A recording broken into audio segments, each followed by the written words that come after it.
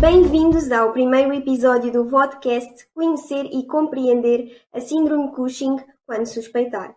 A Síndrome de Cushing é uma doença rara associada a uma elevada morbilidade e mortalidade, com uma apresentação clínica altamente variável, o que dificulta a suspeita clínica e impede o diagnóstico.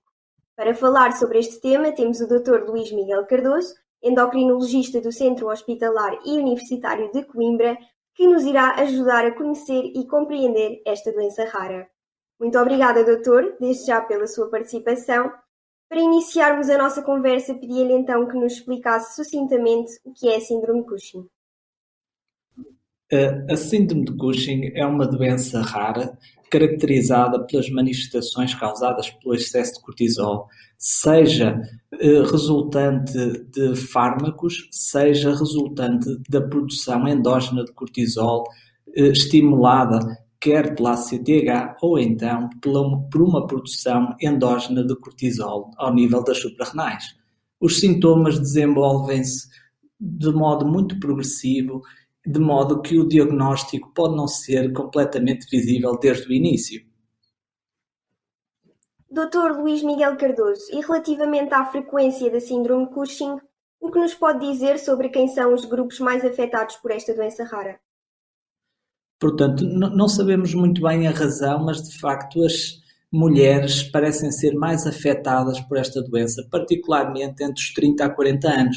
No entanto, convém ter presente que a doença se expressa em todo o espectro de idades, sendo, porém, mais raro ao nível das crianças. E para alertar as pessoas, quais os sintomas que eu posso desenvolver se tiver síndrome de Cushing?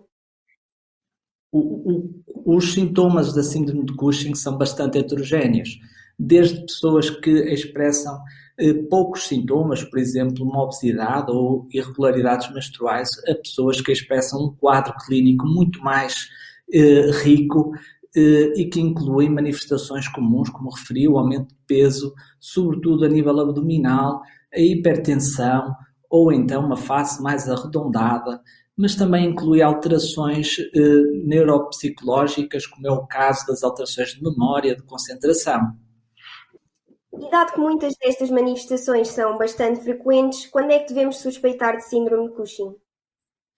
Devemos então suspeitar da síndrome de Cushing quando estivermos perante uma pessoa que apresente doenças atípicas para a idade, nomeadamente, por exemplo, hipertensão arterial, osteoporose, diabetes, que se instalem em idades jovens.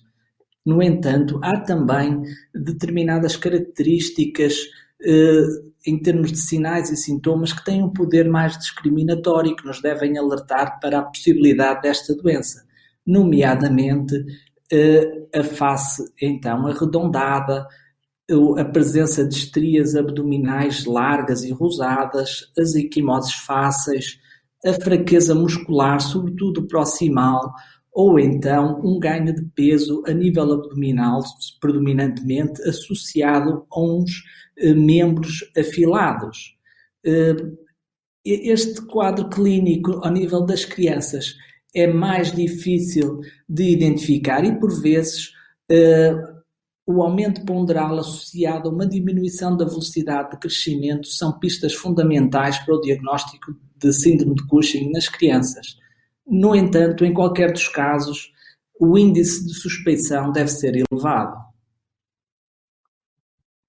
Muito obrigada, Dr. Luís Miguel Cardoso, pelo seu contributo. Chegamos assim ao final deste primeiro episódio do podcast Conhecer e Compreender a Síndrome de Cushing, no qual falámos sobre o que é a Síndrome de Cushing, os sintomas associados e as situações em que se deve suspeitar desta doença rara.